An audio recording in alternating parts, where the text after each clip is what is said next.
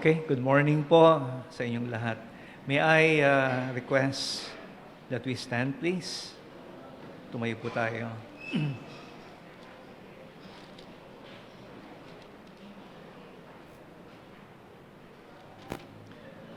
So before we read our text from 2 Corinthians chapter 8, so tayo po ay magpakumbaba sa harapan ng ating Panginoon, buksan ang ating puso upang tanggapin po ang kanyang katotohanan.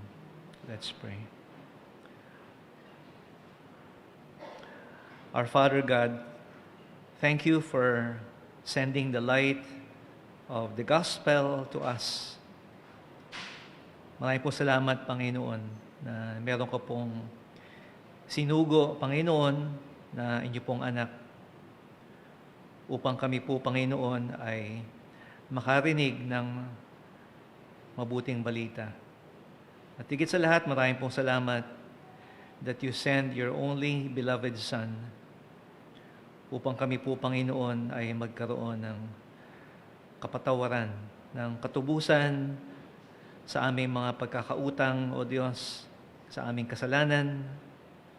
At dalayan ko, Panginoon, na tulungan mo na makita po namin na dahil po sa inyo pong ginawa na pagparito, kami po, Panginoon, ay mayroong kayamanan. Lord, not just in heaven, but Lord, we have treasures right now, today, in our hearts. Dalayan ko, Panginoon Diyos, na maging sa oras na ito ay makita po namin, Panginoon, yung totoong kalagayan po namin so that we might have the grace na amin pong tinanggap na, Panginoon Diyos. At ito po ay aming pong maibahagi sa iba. Ito po ang aming samudalangin sa pangalan ni Jesus. Amen.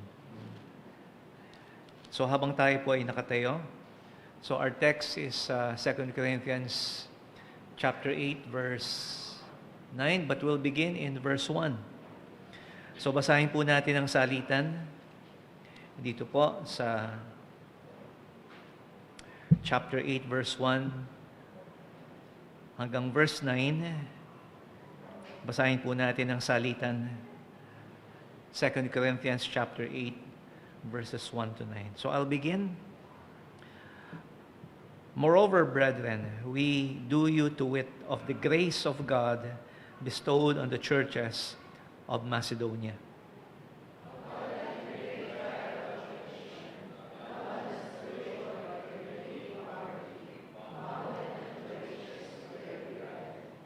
For to their power I bear record, yea, and beyond their power, they were willing of themselves.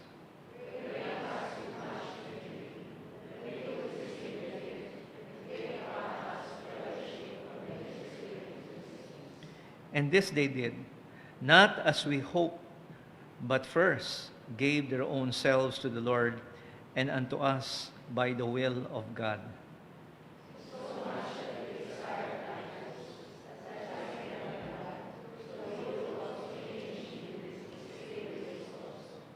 Therefore, as ye abound in everything, in faith, in utterance, and knowledge, and in all diligence, and in your love to us, see that ye abound in this grace also.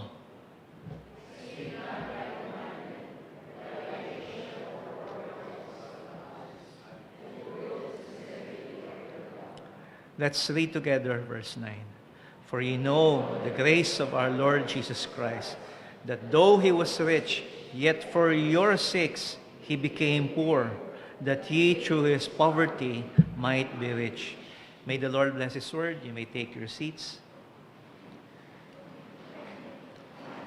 So bago po ako magsimula for today's message, so I'd just like to share po So tatapos na po yung ating mission emphasis this February and March. At I would say po, ito po ay answer sa prayers. So we were praying sa ating pong missions focus. So dapat may missionary. So mahirap na magkaroon ng mission emphasis and then we don't have missionaries. So hindi po ako nag-invite. Okay. And so yun po ang concern ko So ito pong February and March So we had about 9 most of them first time except for one first time na makarating po sa atin.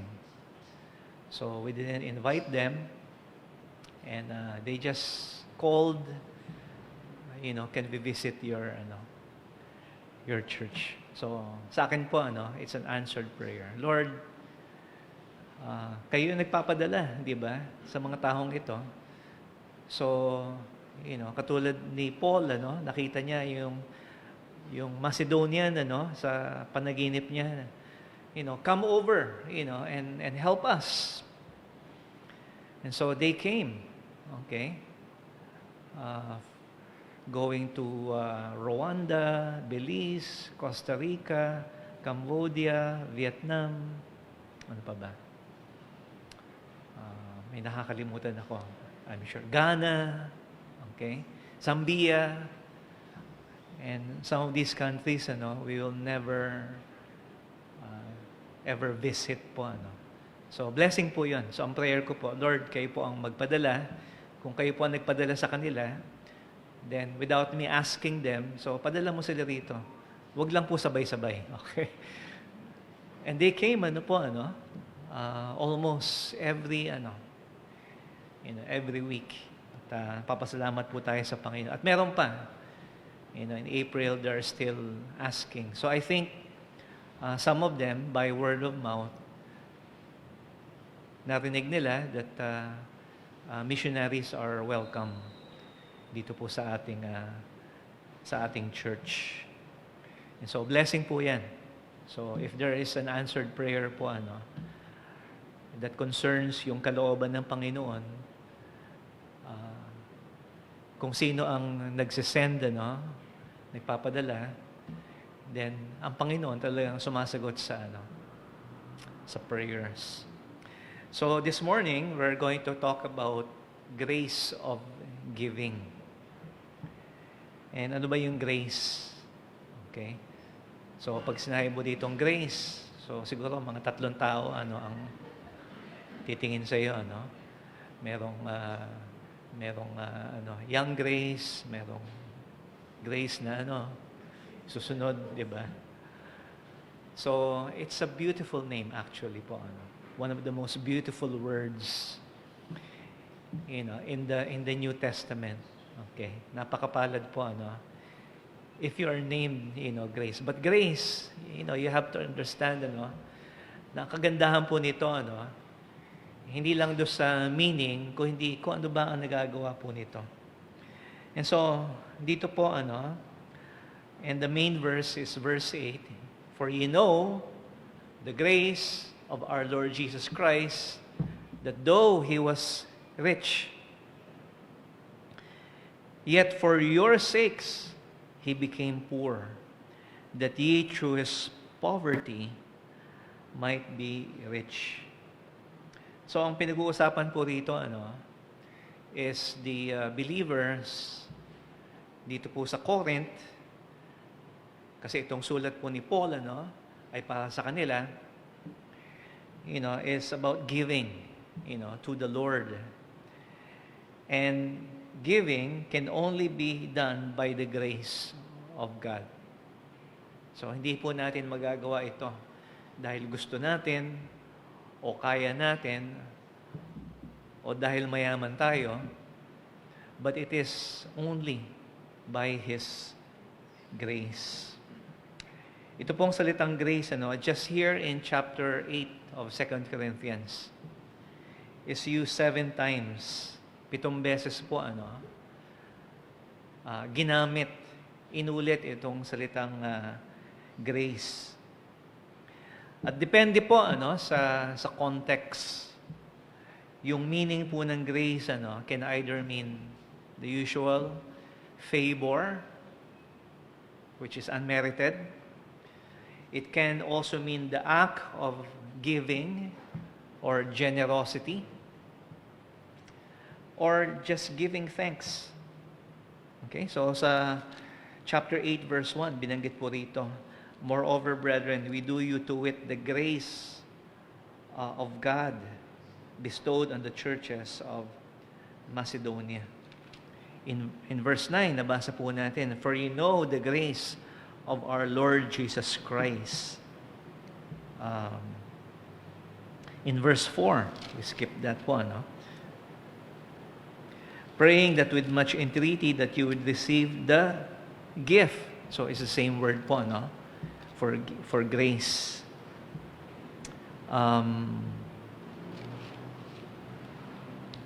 In verse 6, "Inasmuch that we desire Titus, as he had begun, so he would also finish in you the same grace." Verse 16, "But thanks be to God, which put the same earnest care into the heart of Titus for you." Asan yung grace doon? It's the word thanks. Okay? And in verse 19, "And not that only, but who was also chosen of the churches to travel with us with this grace." Okay? So, same word, maaaring magkakaiba yung pagkakasalin, but yung kahulugan po nito ay nakadepende doon po sa context. At ano po yung konteksto? Ano ba yung nangyayari po rito? Ano ba yung nasa isip ni Pablo? At nasa isip ng mga taga-Corinth, when they hear this word grace. You see, Paul was raising support for the needy saints in Jerusalem. So, ang Jerusalem po, diyan po nagsimula ipinangaral, ang Ebanghelyo. At mula po rito, it went to Judea, and then to the regions of Samaria, and to the ends of the earth. So, there was a famine. Okay, meron pong mabigat po, yung famine, So, tagtuyot po ito. There's very little food. And at the same time, yung pong mga mananampalataya kay Jesus ay inuusig sa kanilang pananampalataya. Okay? So, mahirap po ito, Mahirap. Some have already fled from Judah. And of course, marami po na dumating doon sa Jerusalem are persecuted, walang business, walang trabaho. The believers who are also supporting the widows and orphans, they're being persecuted, and there's this famine, so they need help. Okay, kailangan po nila ng ayuda. And it happened noong AD 46, according to Acts chapter 11. It has been prophesied even na magkakaroon ng famine in this place. So kaya nga po, pinadala ni Pablo si Tito, si Titus, with this letter, to request yung help nitong mga Corinthians. Nagbigay siya ng reasons po rito, in chapter 8, why they should help. Ito po mga nangangailangan dito po sa Jerusalem.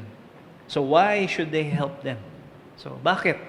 As if kailangan pa ng request o ng dahilan para sila po ay magbigay ng tulong. Although it is not mentioned, una po sa lahat, yung kanilang pagiging isa kay Kristo. Their unity, their solidarity. So dahil tayo po ay isang katawan kay Kristo, whether you are a Jew or a non-Jew or a Gentile, so maipapakita natin yung ating pagkakaisa sa pamamagitan ng pagtutulungan. At sa kabila po ng napakalayo po ng pagkakaiba ng Jew at saka ng Greeks or ng Gentiles po and sometimes they don't like each other, and to the point that before they even despise each other. At mga Hudyo, medyo mataas yung tingin nila sa sarili nila, at ang tingin nila sa mga Gentiles mababa. Gayunpaman, hinihimok ni Pablo out of humility and compassion, because of the unity that we have in Christ.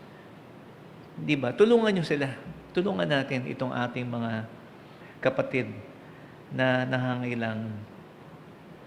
And also, isa pang dahilan po, which is not explicit, na binanggit po rito sa binasa po natin, was that the Jewish believers brought the gospel to the Gentiles. So ang gospel po to the Jew first, and then to the Greeks, or they would even say barbarians, those who do not speak their language. So ito yung dahilan. So pinagpala kayo nila spiritually by sharing, bringing the good news of Jesus Christ. So hindi malaking bagay that you also bless them materially by helping sa kanilang pangangailangan. At ito po, okay, the Macedonian churches in verse 1. Ito yung sinasabi niya, "Brethren, we do you to wit of the grace of God bestowed on the churches of Macedonia." So, inawit ng choir kanina, we have heard the Macedonian call today. Okay? The light was sent to them. At ito pong mga Macedonian churches, sinasabi po dito sa verse 2, "How in a great trial of affliction, the abundance of their joy and deep poverty abounded unto the riches of their liberality. For to their power I bear record, yea, and beyond their power they were willing of themselves, praying with us with much entreaty that we would receive the gift and take upon us the fellowship of the ministering of the saints." So ito pong mga Macedonian churches. So ang Greece po, you have Macedonia and you have Achaia. Yung mga Macedonian churches po, like Philippi, Thessalonica, Berea. So ito po, ito pong lugar po nila, medyo mahirap. Because the Romans, kumbaga po, dahil ito yung hometown ni Alexander the Great na kaaway nila. So talagang so it was talagang ransack po, ano. So mahirap po itong lugar na ito pong Macedonia. Pero sa kabila po nito, okay, despite their poverty, okay, sila po ay nagbigay ng help to these needy believers in Jerusalem. And what caused them to do that? Nakita nila yung mga churches sa Achaia. At andito po yung Corinth, and we may even mention yung Athens po, ano? Mga ano po yan, mga medyo may kaya, di ba? Pag sinabi, saan ka nakatira? Sa Corinthians. Oy, okay. Medyo ano yan, ha? Exclusive yan, ha? Taga-Corinth. So, you know, they were well off. And because sila yung nagsimula, okay, sabi ng mga taga-Macedonia, kami rin. Okay? We want to have the privilege. We want to have a part, you know, in helping the believers doon po sa Jerusalem. At bagamat sinabi ni Paul, wag na kasi naintindihan ko naman yung yung sitwasyon po ninyo. You know, you are in deep poverty. Okay. Pero alam niyo po, sila po ay with much entreaty. Ibig sabihin, they beg. Okay. Nagmakaawa sila, please. Please. Pwede ba kaming, alam namin, konti lang ito di ba? Pero, pwede ba? So, sila po ay beggar, okay, in the sense that they were begging na, pwede ba kaming magbigay? Pwede ba kaming tumulong? And so, they did this, sabi ito, with the abundance of joy. They were given this privilege. At sinasabi po rito, to their power, kung ano lang yung kaya nila. Okay? I bear record. And beyond their power or beyond their ability. Maari yung binigay po nila, So, hindi sinasabi ni Pablo, parang sumbat sa mga Corinthians. Daig pa kayo ng mga taga-Macedonia, mas malaki yung. Hindi po Ang point po rito, is that, okay, like the widow, the poor widow in Mark chapter 12, di ba? Konti lang yung binigay niya, di ba? 2 mites. But it is beyond, okay, her ability. Okay. And so ito pong mga believers in Macedonia, siguro compared doon sa naibigay ng mga taga Corinth, it was not much. Pero considering yung kanila pong economic, situation, okay, malaki na yun. At yun ang nakikita ni Paul. Aside po rito, they first gave their own selves. Sa verse 5, to the Lord. Ibig sabihin, nagtiwala sila sa Panginoon. So, kahit alam nila, diba, they can't afford to help, diba? Ba't tayo tutulong? Tayo nga, nahihirapan din tayo, diba? But they trusted in the Lord and gave themselves to the Lord. And unto us, nagtiwala sila sa Panginoon, nagtiwala rin sila kay Pablo at kay Tito. Kasi, di ba, mahalaga rin yun, na yung tatanggap ng help should also be mapagkakatiwalaan mo. Di ba? So, hindi ito para kay Pablo, hindi ito para kay Titus, but this is for the believers in Jerusalem. And dito po sa verse 7, ito po yung exhortation niya po, Therefore, as ye abound in everything, in faith, utterance, knowledge, in all diligence, and in your love to us. See that ye abound in this grace also. You are excelling, sinasabi ninyo, ano? So kami ay mayaman sa lahat ng bagay, sa pananampalataya, sa pangangaral, sa kaalaman, okay? In love. So sinasabi niya, so if you are excelling in all things, pwede kaya dito rin. So parang merong konting hint of sarcasm po na mayaman nga kayo sa mga ganyang mga bagay. Pero how about this? Itong grace na ito, this grace which we will put or assign the meaning po grace is yung generosity or the act of giving. And in verse 8, sinasabi niya po rito, I speak not by commandment. So hindi niya sila inuutusan. At dapat naman, na kung gagawin po nila ito, hindi lang dahil kasi inuutusan tayo ni Paul, merong command sa atin. So hindi willing yun. Okay? So hindi ho dahil sabi sa'yo, sinasabi sa atin, required. No. I speak not by commandment, but by the occasion of the forwardness or willingness of others, and to prove the sincerity of your love. Prove means test. So ito po ay not by commandment, but it is a test of their love. Not just to the Lord, but of their brethren. Siguro kung tatanong nila, mahal niyo ba yung mga kapatid niyo sa Jerusalem who are suffering? Of course, they would say, yes. Okay? So ito yung test.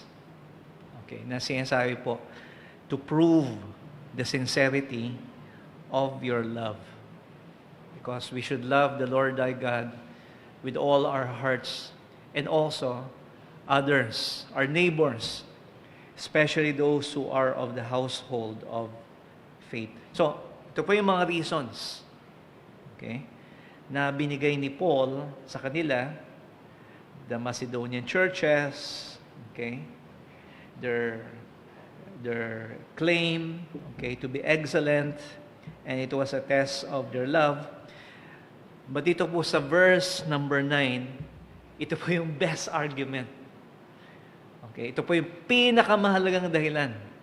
Why should they help those needy believers in Jerusalem? In verse 9. For you know. So may, sa language po, merong emphasis dito sa you, So, binibigyan din po yan. For you know, plural po yan, the grace of our Lord Jesus Christ, that though He was rich, yet for your sakes, okay, He became poor, that you, through His poverty, might be rich. And this is the best argument. The grace, or the act of giving, or the generosity of Jesus Christ our Lord. So ang talagang pinakamahalagang reason and example po nila was Jesus Christ. And God showed this grace in sending His only begotten Son, for God so loved the world that He sent His only begotten Son. For whosoever believeth in Him should not perish, but have eternal life. So, pinadala niyo po ang kanyang sariling anak. At ang ating Panginoong Hesus went willingly. At isa po sa mga bagay po, na naging consequence na kanya pong pagpunta po rito, na pinili niya rin, kasi pwede naman ang ating Panginoong Hesus ay pinanganak at mamuhay ng marangya, and still be, the Messiah. Pero makita po natin sinasabi po rito, He became poor, though He was rich, that ye through His poverty might be rich. So Jesus became poor that you might become rich. Sandali, rich na sila eh. Okay?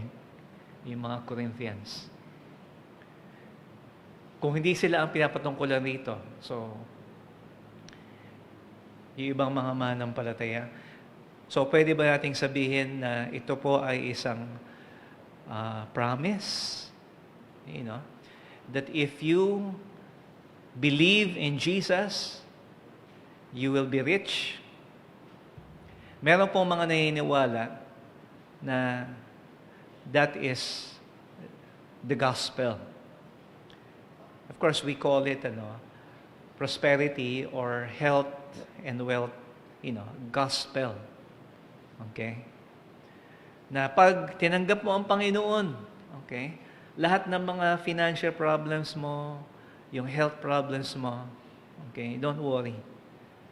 God will take care of that. You will be materially rich. You will be healthy and wealthy. Now, sabihin ko na po sa inyo kagad, that's not what it means. Hindi po yun ang ibig sabihin po nito. That we might become rich. There's no guarantee. There's no promise of prosperity here. Although alam po natin that poverty could be the result of bad choices. Okay? Hindi ho kasalanan ang maging mahirap. Okay? It's not a sin to be poor. Jesus became poor, and yet He was sinless. Of course, logic, you might have that. Okay? Pero, yun nga po, mahirap ang maging mahirap. At marami tayong salita. Kayo ba ay mahirap? Hindi, ako'y dukha. Okay? O, salat. Ako'y isang maralita. Okay? Maganda pakinggan, pero ganun din yun. Mahirap. At yung mahirap po, ang tingin natin, pag mahirap ka, kawawa ka naman. Okay. Iniisip natin, di ba? And what is, I would ask po, ano ba yung standard? How can you tell if a person is not rich? Okay. So, siguro itong tanong ko sa inyo, are you rich? One time, nag-preach ako sa school, at tinanong ako sa mga bata, sino sa inyo rito ang mayaman? Aba, taasan ng kamay, Sabi ko, tama-tama. Maniningil na tayo ng tuition. Okay? So, lahat sila, okay? Halos lahat, mayaman kami. I know that's good, I think that's, parents don't want their children to feel kawawa naman. Hindi ba? And some people measure and use yung standard of wealth by many things. Okay? So, ano ba yung sagot natin? Are you rich?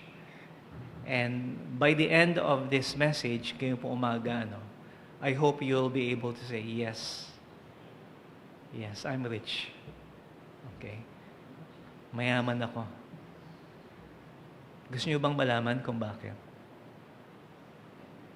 Yes, gusto niyo malaman? Kasi pwedeng tapusin ko na, Yes, you are rich. Because Jesus said, He became poor. Because of His poverty, you might become rich. Alam niyo po, ah, minsan nagbabago yung attitude ng mga tao, based on their perception of your economic status. Di ba? So, that's a sad reality po, Pag tingin sa'yo, mayaman, so iba yung, yung treatment. Pag poor, okay, medyo mahirap. Okay, hindi maganda. Yung iba po, di ba, ay sabihin natin depende sa location, di ba? So, you're living in a third world country, pero mayaman ka. Pero if you are in a Western country, maaaring hindi. And not necessarily po, yung the American dream, some people say that if you go to the West, life will be, no. There are hungry, homeless people, in those places. Okay? Mas mahirap maging mahirap sa isang mayaman na lugar.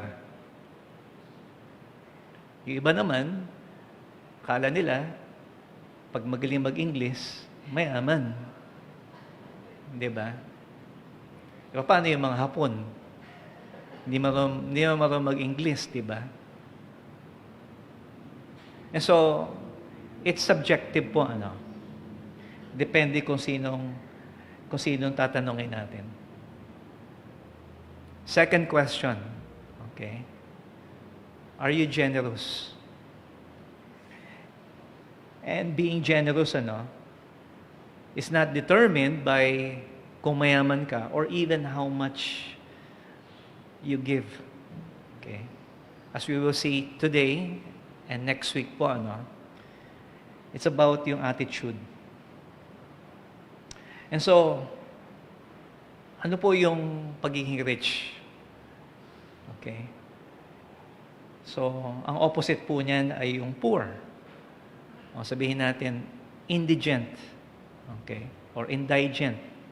So, magkaiba yung meaning din nun, How you pronounce it,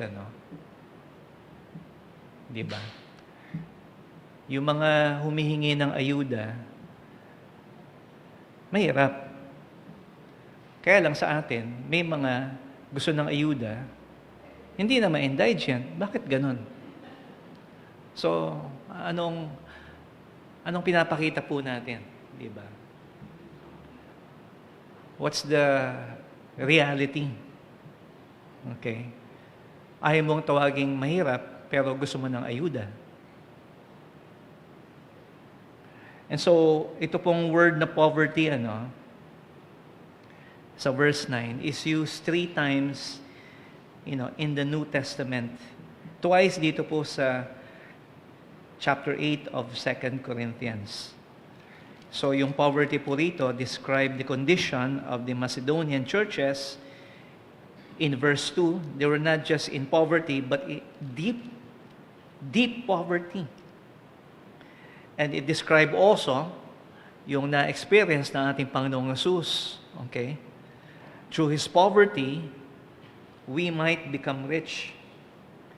But dito po, we'll move out of 2 Corinthians, sa Revelation, the church of Smyrna.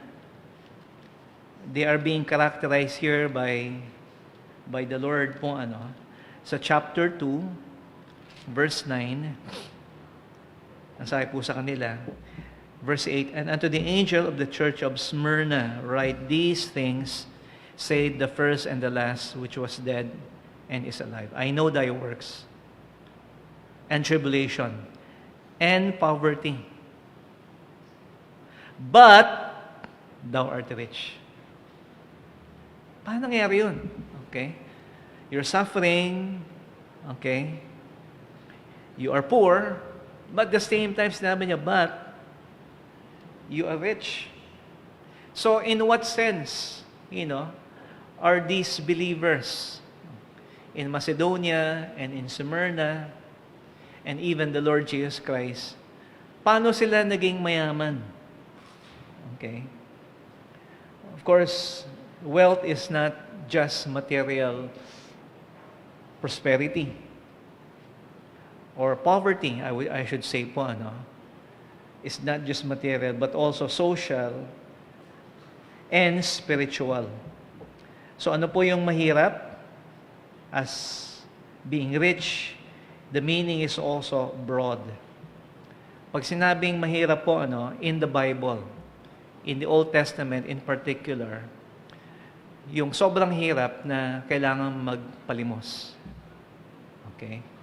So, yun na yung pinaka lowest po, ano. So, malawak po yan. Okay? Those who beg and depend on the generosity of others. Samantalang meron pong mahirap na kaya namang mag-work. Okay? They're not dependent on others for their daily needs. Now, sinasabi po dito, Jesus became poor. That's our Lord. That's our Savior. Now, namalimos ba siya? Did He become so poor that He had to beg? So, can the beggar identify with Jesus? Yung ba yung ibig sabihin nito? Hindi po. So, Jesus wasn't a beggar, but He wasn't rich either. Siya po ay pinanganak sa, alam natin po, in a manger. There's no place for Him. In the inn, siya po'y anak ng carpenter and became a carpenter himself. Sinabi niya po, foxes have holes and birds of the air have nests, but the Son of Man have not his head to lay on.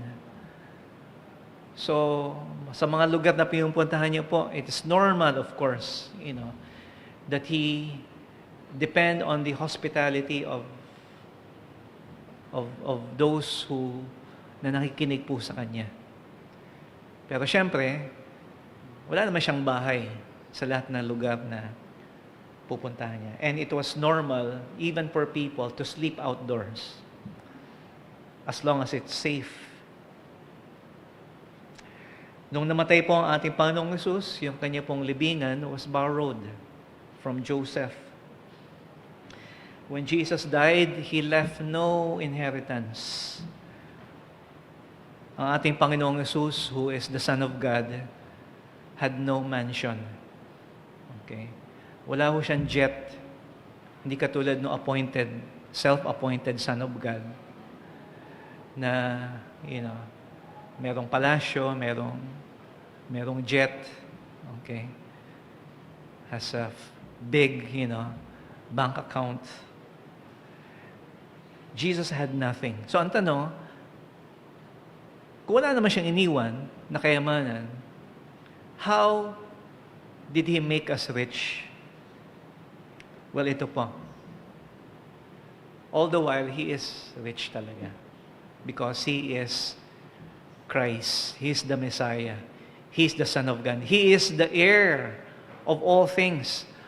John 1 verse 3 said, all things were made by Him, and without Him was not anything made that was made. Both life and life was created by Him. Siya ang gumawa ng lahat ng bagay. Siya ang nagmamay-ari ng lahat ng bagay. Once again, hindi katulad ng PACQ that, siya daw ang owner of the universe. Okay? And ang malungkot niyan, people believe that obvious lie. Pero maniniwala ba tayo sa Panginoon na napakahirap niya? Pero ang totoo po, if you believe in His person, siya po ang tagapagmana, totoong tagapagmana ng lahat ng bagay.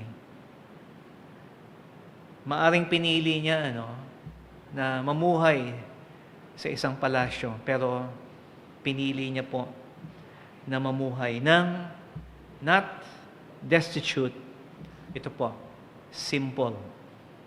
Okay? Simple.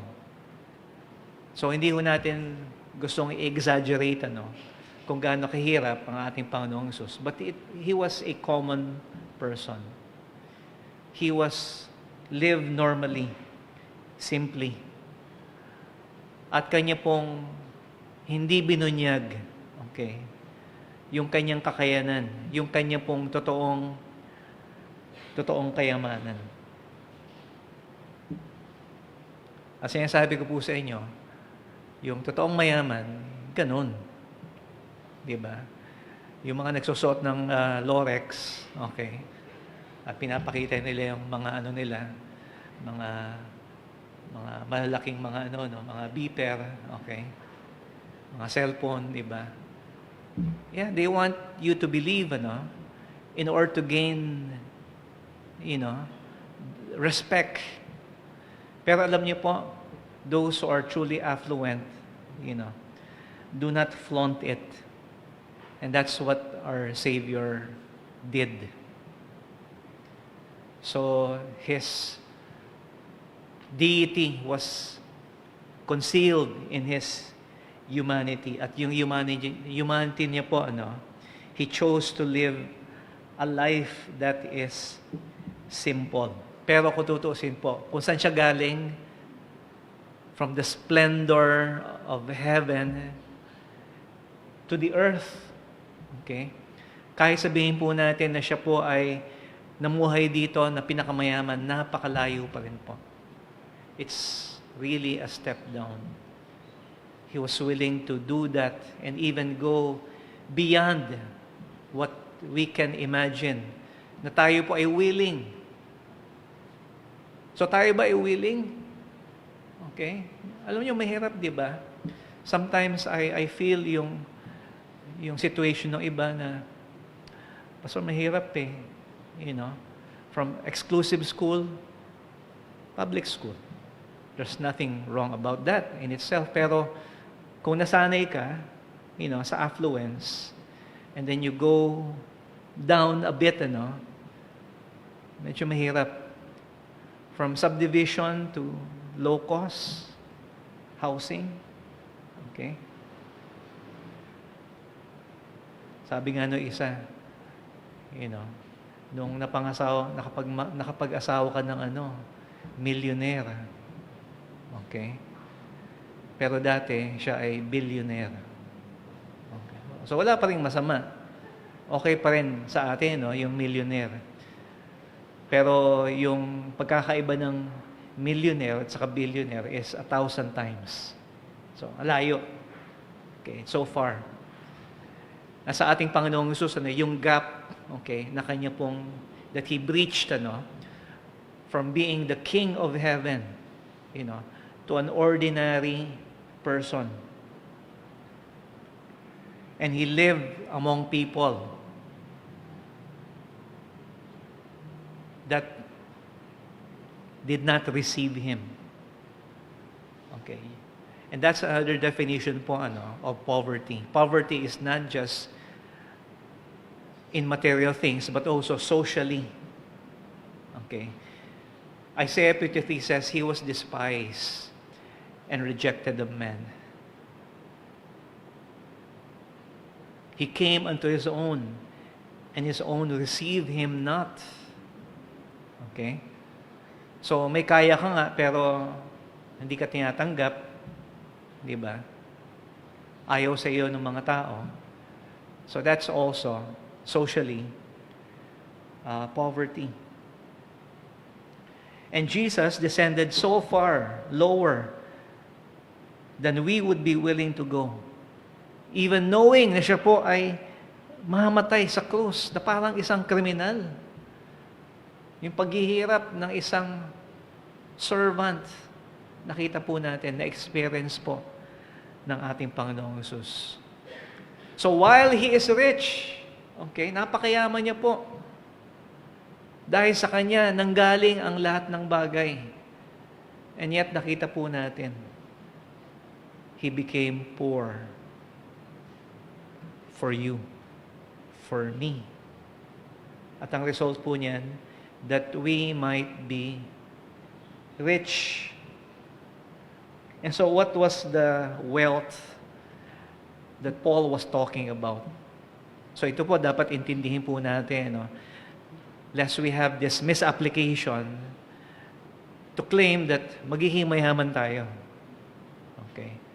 Wala rin namang maging masama if you acquire wealth in ways po, that is according to the will of God. But there's no guarantee.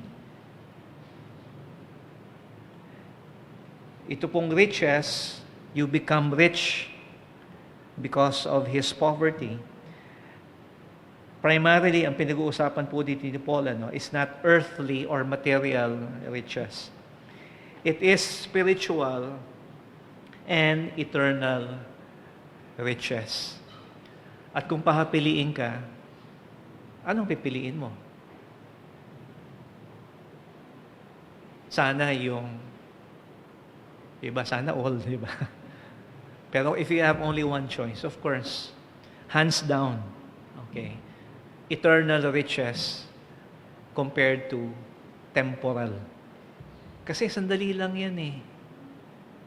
Di ba?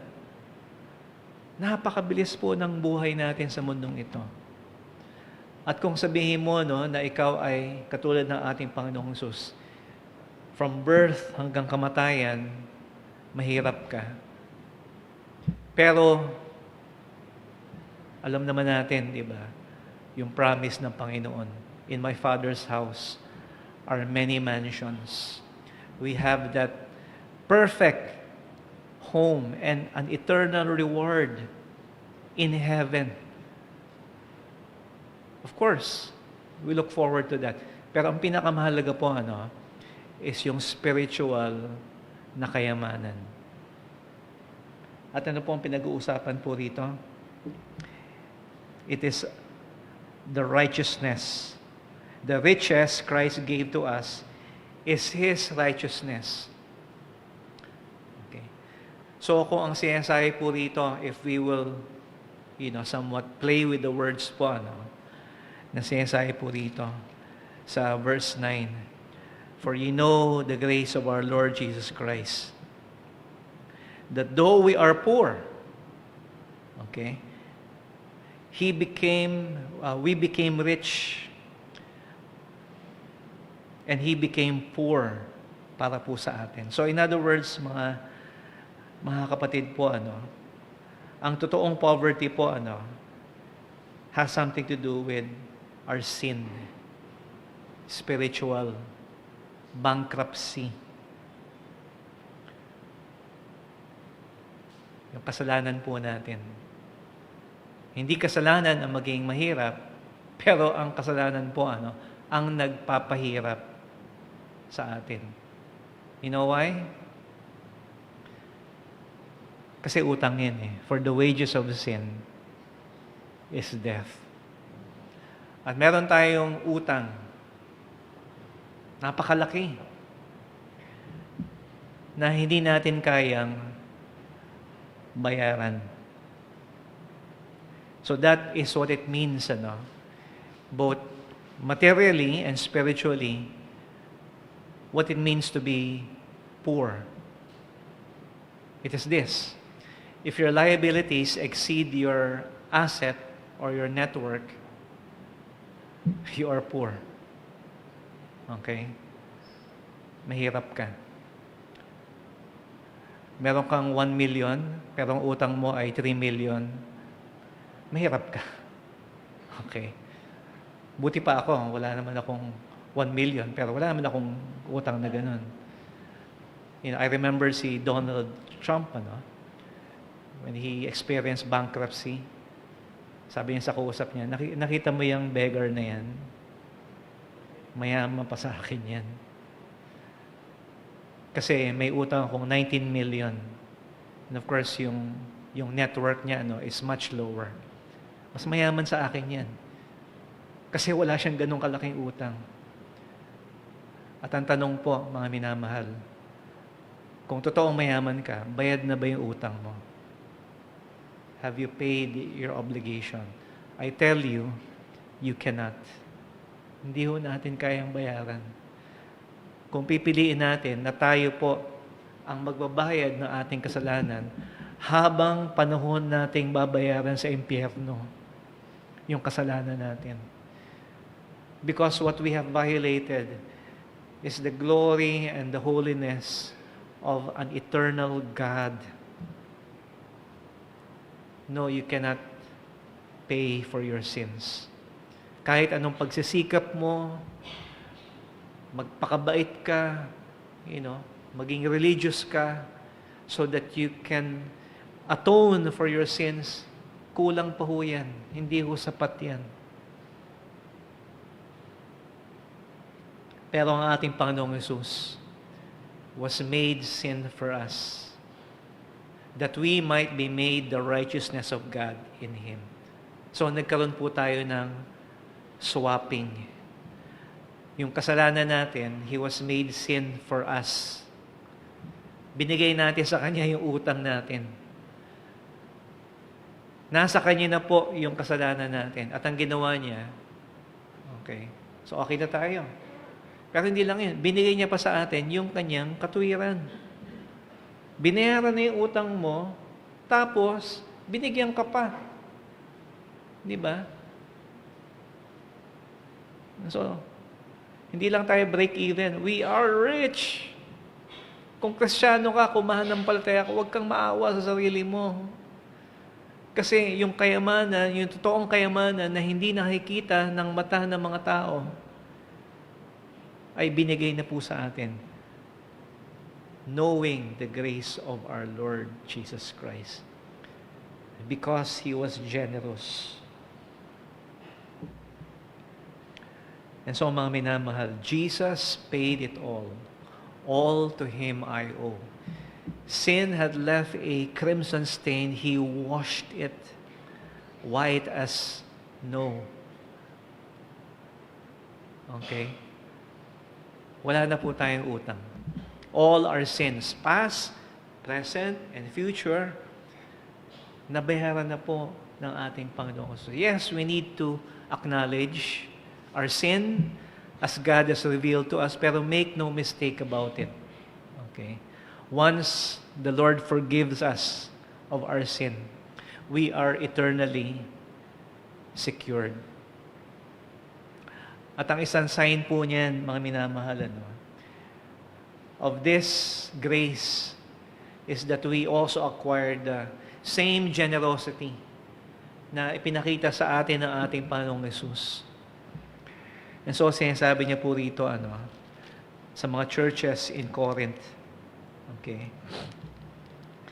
we do you to wit of the grace of God bestowed on the churches of Macedonia. Yung generosity po na pinapakita nila because they know, naintindihan nila yung ginawa ng ating Panginoong Hesus. Kung naiintindihan mo kung gaano kalaki yung ginawa ni Jesus para sa iyo,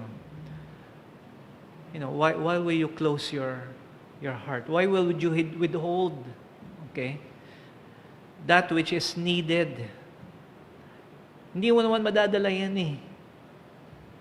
Okay? Hindi mo madadala yan sa heaven. May kwento nga, yung isang mayaman. Okay? Sabi niya, pag namatay ako, dadalhin ko yung mga pera ko sa langit.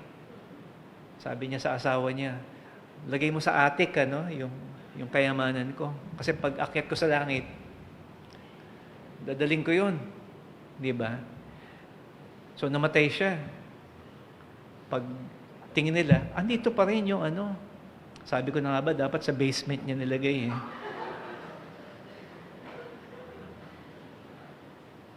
Wala ko tayong madadala. Sa buhay na ito, lahat ng napundar mo, lahat ng inipon mo, lahat ng pinaghirapan mo. Diba? But it is, by our generosity, multiplied exponentially. So I'm not making any promises. Okay? Because sana po ang nakikita po natin dito, ang main motivation po natin dito, what should encourage us, hindi yung ginagawa ng iba, gayahin natin, kundi kung ano ang ginawa na ng ating Panginoong Hesus para sa atin. Especially with this, okay? Because ang kailangan ng mga totoong naghihirap, both materially and spiritually, is the gospel. Sabi nga ni Christ, that He was, sa Matthew chapter 11, verse 5, in speaking to the disciples of John the Baptist. So, ikaw ba talaga ang Messiah? Tanong sa kanya ng mga disciples ni John. And Matthew 11, verse 5, ito pong sagot ng ating Panginoong Hesus. And Jesus answered unto them, Go and show John again those things which ye do hear and see. The blind receive their sight, the lame walk. The lepers are cleansed, the deaf hear. The dead are raised up, and the poor have the gospel preached to them. So those who are not just materially indigent, at ito po yung mission ng Messiah. In Luke chapter 4, verse 18. The Spirit of the Lord is upon me because He has anointed me to preach the gospel to the poor. He had sent me to heal the brokenhearted, to preach the deliverance of the captives and the recovering of the sight to the blind, to set at liberty them that are bruised. So the Messiah has been anointed to preach the gospel to the poor. So sino yung poor? Yung mga hindi nakakilala sa Panginoon. So ulitin ko po, if you know Jesus Christ, you're not poor. Far from it. Mayaman ka. Okay, mayaman ka. Because ang kayamanan mo is beyond this life. It's eternal. Pero most especially, spiritually, bayad na yung utang mo at yung kabanalan at katwiran ng ating Panginoong Hesus is credited to us. And so mga minamahal, ito po yung advice ni Apostle Paul, yung kanyang practical advice to the believers, in Corinth. Compared sa mga Macedonian believers are a bit well off. Sa verse number 10 and 11. And herein I give my advice. So, advice lang naman. So, hindi commandment, okay?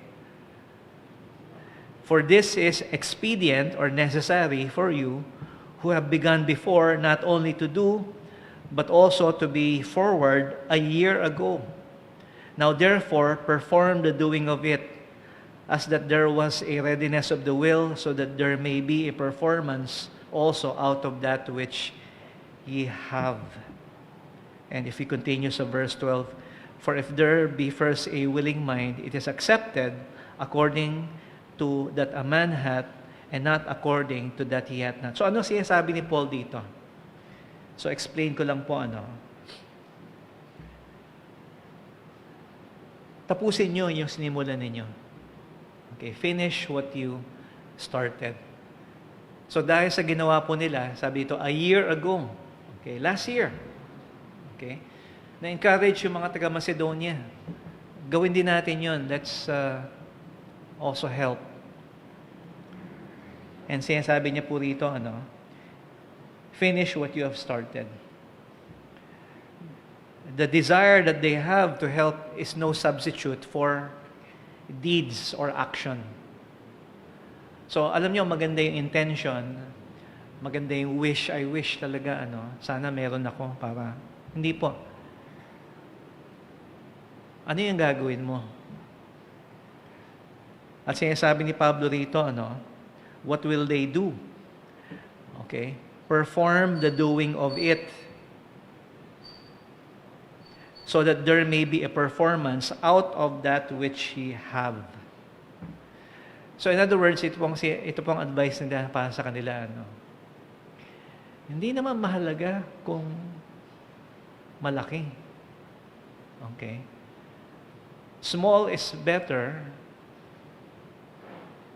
pero consistent. Di ba? Nasabi ko nito, yung atomic habits, di ba?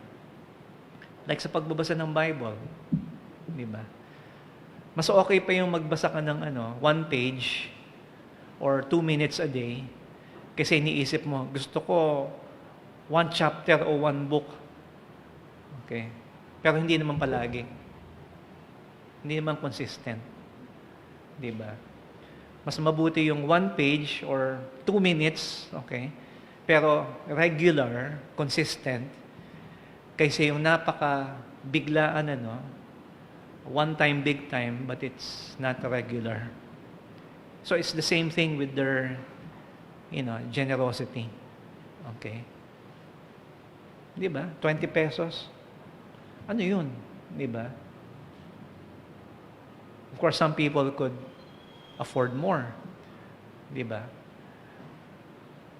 Pero, are you willing? Yun po ang sinasabi niya po rito. Willing ako magbigay ng 1 million. Kaya lang wala akong 1 million. Okay. Kaya ang sinasabi niya po, ang advice niya rito, out the performance out of that which he have. Okay? So, binabalik ko lang po, what the chapter is about. Okay. Kasi alam nyo, maliit man, di ba? Alam nyo, ang Panginoon naman talaga ang nagpupuno Di ba? Minsan sinasabi, ito lang kakahiya, di ba? Huwag na lang, nakakahiya naman. No, these Macedonian believers, hindi sila nahihiya because compared to what others are capable of, di ba? Gusto nila, di ba? Tanggapin mo naman, Paul, yung kaloob namin para sa kanila. Hindi mo natin madalas pinag-uusapan ang mga bagay na ito. Pero alam natin ngayon kung bakit. It's about Jesus Christ. What He has done for you. Ano ang ginawa ni Jesus para sa iyo. And I believe that's enough motivation para po sa atin. Kung hindi mo pa kilala ang Panginoon, kung hindi mo pa naharanasan yung biyaya, yung generosity ng ating Panginoong Hesus, I don't care how rich you are. I don't care how much money you have saved, gaano kalaki ang pension mo, gaano kalaki ang namana mo. If you don't know Christ, you are poor. Spiritually, yes. Kawawa ka naman. That's why you need the gospel of Jesus Christ. And people need,